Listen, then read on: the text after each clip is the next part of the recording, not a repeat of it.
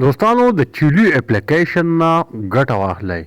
دا تاسو کتی شئ دوستانو دا 48 پینټ چې ما دا ګټلي دي په 2 ورځو کې، نو په ثبوت سره به درته ښیم چې دا به په ایزي پیسه یا ګیس کیش باندې به یې څنګه وباسئ. ډېر اسانه طریقې ده. نو بیا به درته دا ښیم چې په دې اپلیکیشن کې به دا ګټه څنګه ترلاسه کوئ، یعنې دا ډالرې به په دې کې څنګه ګټئ، په څه طریقه، ټول طریقې به درته ښیم. لومبي به په دې کې اکاونټ جوړو او د هغې نه بعد به تاسو ته زه ښیم چې دا ډالر به تاسو څنګه ګټئ په چیلي اپلیکیشن کې. دا یو نوی اپلیکیشن دی خو ډېر یو ښایسته اپلیکیشن دی، ډېر ښه ارننګ ورکوي. دوستانو د مزې خبره دا ده چې په جیس کیش او په ایزي پیسه باندې د دې نه دا ډالر تاسو ویډرا کولی شئ ډېر په اسانه طریقه باندې.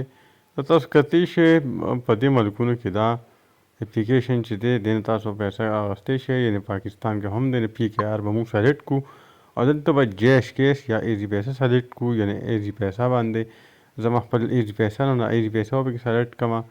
نو ډېر اسانه طریقې ده. لومبي اکاونټ جوړو او بیا د هغې نه پس تاسو ته طریقې کار ښیم چې دې کې به ډالرې څنګه ګټئ. ملګرو په زما د دې ویډیو په ډسکرپشن کې به دې اپلیکیشن لینک پروت وي، په هغې باندې به کلیک کړئ، هغه به انسټال کړئ.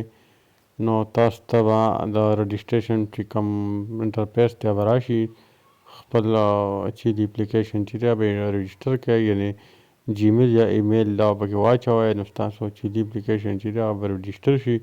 موږ سره اوس دا ایپ دی، دا زه پلی سټور نه دا کوم انسټالوم، یعنې چې د اپلیکیشن دا کولو شو. اوس په دې کې مونږ الو دا بټن چې دی دا به ووهو، په دې به کلیک کړو، بیا به په آی ایم می باندې کلیک کړو او د دې نه پس به مونږ په پروفایل چې کوم آیکن دی په دې ګوټ کې نشان دی کوم د پروفایل، په دې به کلیک کړو. نو مونږ ته به راشي ایمیل او جیمیل. نو په دې مونږ به په دې جیمیل باندې کلیک کړو، خپل چې د کوم زموږ جیمیل وي په هغې باندې به دا رجسټر کړو. دوستانو ویډیو تر اخره پورې وګورئ چې په دې چیلي اپلیکیشن کې به تاسو پیسې څنګه ویډرا کوئ په جیز یا په ایزي پیسه باندې. نو ډېر اسانه طریقې ده. ویډیو په آخر کې به تاسو ته زه ښیم چې دې نه به ډالرې څنګه ویډرا کوئ په جیز کیش یا په ایزي پیسه باندې. ویډیو تر اخره پورې وګورئ.